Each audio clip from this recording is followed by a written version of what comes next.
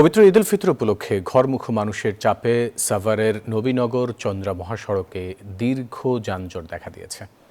বৃষ্টির কারণে আবদুল্লাপুর থেকে চন্দ্রা হয়ে সড়কের ৩৬ কিলোমিটার অংশে ছড়িয়ে পড়েছে এই যানজট। বিকেলের পর থেকে নবীনগর চন্দ্রা মহাসড়কের উত্তরবঙ্গমুখী লেনে চন্দ্রা থেকে জিরানি পর্যন্ত ৮ কিলোমিটার এবং নবীনগর থেকে শ্রীপুর পর্যন্ত প্রায় ৭ কিলোমিটার এলাকায় যানবাহনের দীর্ঘ সারি রয়েছে। এছাড়া ঢাকা টাঙ্গাইল মহাসড়কের কোনাবাড়ি থেকে চন্দ্রা পর্যন্ত আরও ৬ কিলোমিটার সড়কে যানজট ছড়িয়ে পড়েছে। ২ কিলোমিটার পথ পাড়ি দিতে যাত্রীদের ২ ঘন্টারও বেশি সময় অপেক্ষা করতে হচ্ছে।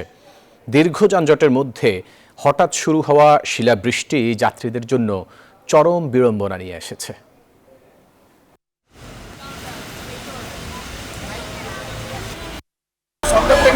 লাগাতার মাঝখানে এত বড় রসিদ করতেছে, ভয়ানক অবস্থা। আর মানুষ দামে বিপজ্জনক হয়ে দাঁড়াইছে। ব্যাগ নিয়ে বিজেপি চলে আসছি আমরা। এ বিষয়ে আরও খবরাখবর জানাতে সাভারের চন্দ্রা থেকে যুক্ত হচ্ছেন সহকর্মী নাজমুল হুদা। নাজমুল, যেমনটি জানাচ্ছিলাম যে বৃষ্টির কারণে আসলে যানজট আরও তীব্র যানজট দেখা দিয়েছে। এখন কি পরিস্থিতি দেখছেন আর সাধারণ মানুষ আসলে কি বলছেন? Bashundhara public school and college 2026 শিক্ষাবর্ষে ভর্তি চলছে।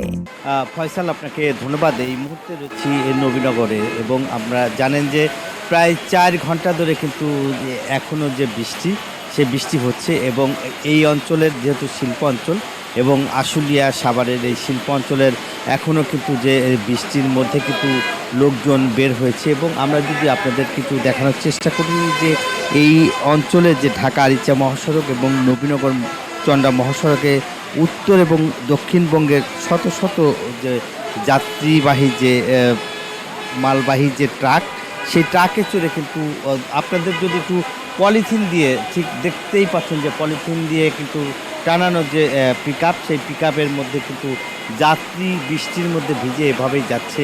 কেউ ত্রিপল টানিয়ে যাচ্ছে, কেউ বা আবার পলিথিন টানিয়ে যে পণ্যবাহী যে ট্রাক, সেই ট্রাকের মধ্যে কিন্তু যাচ্ছে। এবং এভাবেই কিন্তু নারী, পুরুষ এবং শিশুরা মিলে কিন্তু তারা জীবনের ঝুঁকি নিয়ে এই বৃষ্টির মধ্যে কিন্তু কনকনে শীত, এই শীতের মধ্যে কিন্তু তারা নারীর টানে বাড়ি ফিরতে কিন্তু যেহেতু পরিবারের সাথে ঈদ করবেন এবং সেই কারণেই তাদেরকে আসলে যেতে হচ্ছে। এবং এই বৃষ্টির মধ্যে কিন্তু আমরা জানেন যে এই এলাকায় আসলে নিম্ন আয়ের মানুষ কিন্তু তারা বের হয়েছে এবং সড়ক পথে কিন্তু আপনাদের দেখায় যে বাসের যেই দ্বিগুণ ভাড়া নেওয়ার অভিযোগ, সে কারণেই কিন্তু পণ্যবাহী ট্রাকে কিন্তু যাতায়াত করছে এবং তারা কিন্তু যেহেতু টিকিটের দাম আকাশচুম্বী, এই কারণেই আসলে তারা অনিরাপদ পথেই আসলে বেছে নিয়েছে, সেই ট্রাকে করে যাচ্ছে। আমরা দেখেছি যে এই অঞ্চলের যে শিল্প অঞ্চলের যেই অনেক নারী শ্রমিকরা এবং পাশাপাশি সেই শিশুদেরকে নিয়ে কিন্তু তারা এভাবেই আসলে ট্রাকে করে, যে ট্রাকে এই যে আপনাদের দেখায় যে এভাবেই আসলে ট্রাকে পলিথিন এবং এই যে দেখেন, আপনাদের কিছু দেখানোর চেষ্টা করছি যে ট্রাকে করে এভাবেই। সাভার থেকে যুক্ত ছিলেন নাজমুল হুদা।